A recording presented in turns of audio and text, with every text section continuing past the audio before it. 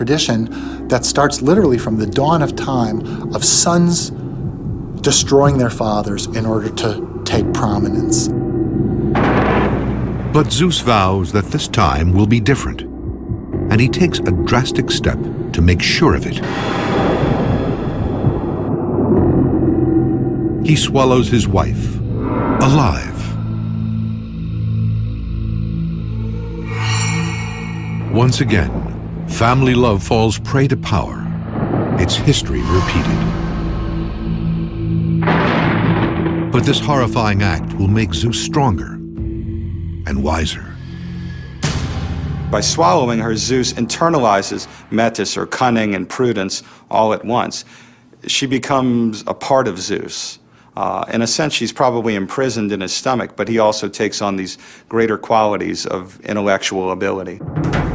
This to us seems a little strange, but it's important to remember that for the Greeks, one of the places that some Greeks thought that they carried their wisdom and their ideas was actually in their stomach. So when Zeus swallows Metis, he actually takes her into the part of himself where really a lot of his best thinking was done.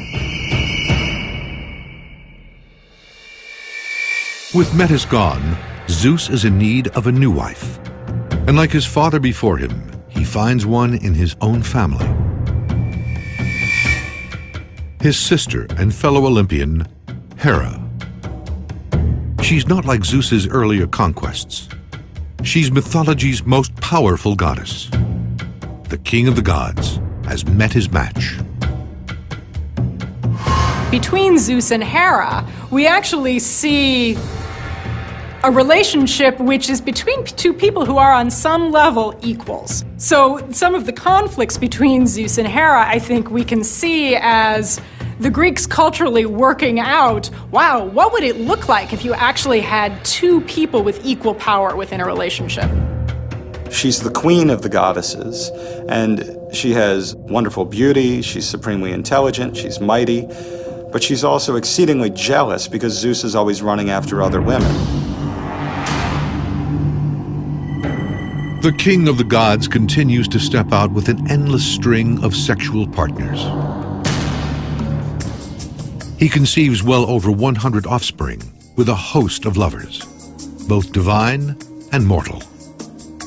If I'm not mistaken, Zeus never has an encounter with a woman that does not produce a child. So in that sense, it's extreme virility, it's extreme power.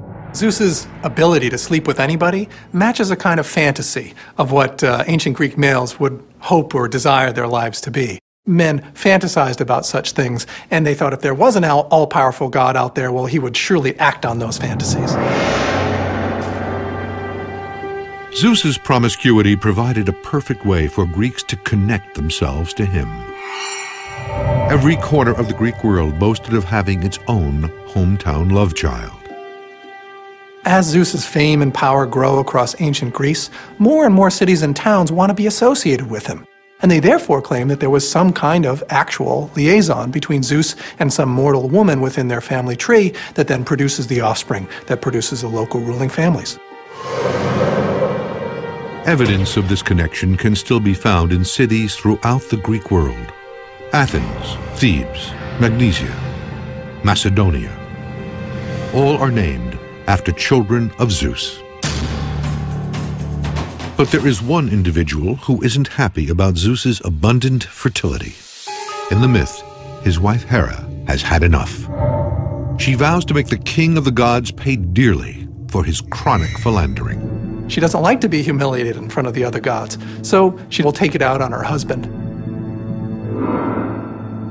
Hera gathers the other Olympians together and lays the groundwork for a revolution. Hera actually goes to her fellow Olympian gods and says, "Why is Zeus in charge? He's no more important or powerful than the rest of us. If we all get together, we can kick him out." So in fact, they rise up and they bind Zeus with chains. Zeus awakes from a nap to find himself tied down, a prisoner in his own bed. It is the ultimate betrayal, a conspiracy carried out by the siblings he once saved. The god revolt was the greatest threat that Zeus ever faced. There was never any sense that mortals could challenge his power, but the combined power of all of the Olympian gods really could have defeated him. This was indeed one of the most horrifying moments in Zeus's career. He was actually about to lose everything. But just when all seems lost, help comes in the form of an old ally. The 100-handers. When they hear Zeus is in trouble, they come to his rescue, breaking his chains as the Olympians run for cover.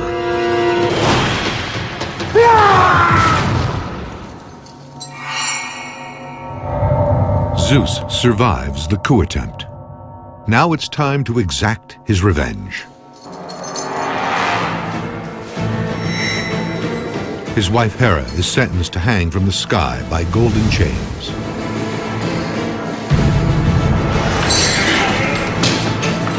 His son Apollo and brother Poseidon are condemned to hard labor. They are ordered to build one of the ancient world's most iconic monuments, the massive walls of Troy. It's another example of myth explaining the unexplainable. To the ancient Greeks, the walls of Troy seemed too strong to have been built by man, so Zeus's punishment of Apollo and Poseidon helped explain their existence. Their ruins survive to this day. In antiquity, people thought it actually had been built by the gods or some kind of divine intervention on behalf of the Trojans. In the myth, Zeus has dealt justice to those who crossed him. But it will be human beings who bear the brunt of his wrath. That wrath will arrive in the form of a massive flood, one that may even be linked to the biblical story of Noah.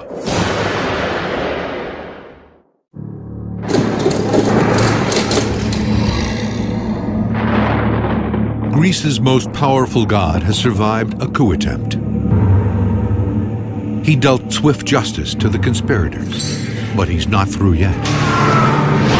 Now mankind will experience the full measure of his rage. In ancient times, fear of Zeus's punishment kept a lot of Greeks out of trouble. When people did something wrong, they would have to be very, very careful that Zeus did not smite them with a thunderbolt. There are many, many examples in Greek history of Zeus destroying entire cities and civilizations because he felt that they had overreached themselves, that they had blasphemed the gods, that they had become too proud to be allowed to live any longer. The Greek author Hesiod wrote that without the fear of Zeus's wrath, humans would live like beasts, and the weak would be in the hands of the strong. Zeus is the order bringer. Zeus is the bringer of justice and the bringer of civilization.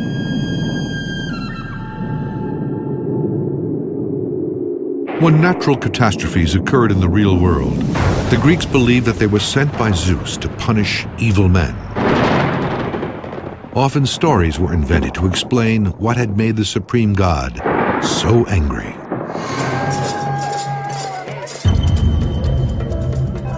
According to the myth, Zeus's most frightening moment of wrath comes after he sees humans engaging in cannibalism. Cannibalism was as important as it was in ancient Greek religion because they considered it to be so heinous. In fact, identification of eating human flesh is something that you would attribute to wolves or to dogs, but hardly to human beings. Zeus is no stranger to cannibalism. His own father Cronus once swallowed all of Zeus's siblings. When he is confronted with the sight of mortals doing the same thing, he becomes enraged and vows to destroy the human race with a catastrophic flood.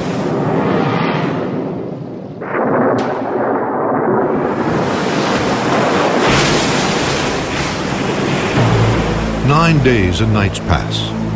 The rain is relentless, and the earth slowly drowns. The waters reach the peak of Mount Parnassus, which stands over 8,000 feet high. In all corners of the earth, the human race perishes. When the rain stops, only 2 mortals are still alive. Incredibly, they have survived the storm by building an ark. A raging flood, an ark, and only 2 surviving humans. The parallels with the Old Testament are striking.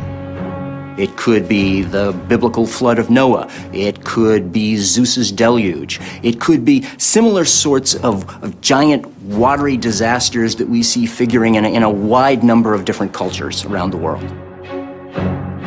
All these stories go back to a natural catastrophe that affected the collective memory of peoples living in the eastern parts of the Mediterranean Sea. A deluge like the one described in these myths would have devastated humanity. But could such a flood have really happened? In the past decade, scientists have uncovered some stunning clues that prove it did. Research has shown that as the last ice age ended about 7,000 years ago, runoff from melting glaciers surged into the Black Sea basin, violently submerging nearly 170,000 square miles of dry land.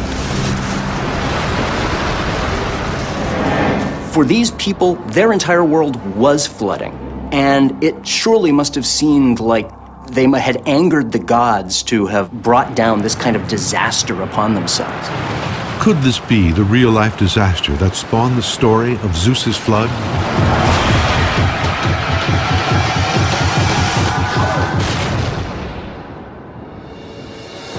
In the myth, Zeus has held on to power in the face of strong opposition. But there is one more challenger he didn't count on. Jesus Christ. In the 1st century AD, his message would take the world by storm and dethrone Greece's dominant god. When Christianity came and promised salvation in the afterlife, so gave people something to believe in, something that could happen to them after their death, Christianity found many followers. Zeus's stranglehold on humankind faltered as this new religion spread across the Mediterranean world. Ultimately, the same civilization that worshipped him would reject him. In antiquity, there was no more powerful force than Zeus, except for one, fate. Not even Zeus himself could overturn it. Much as he wants to, on occasion, try to change fate or redirect it, he himself is even subject to its dictates. Before the rise of Christianity, Zeus's myth captivated the Greek world for thousands of years and made him the most feared and respected of all the gods.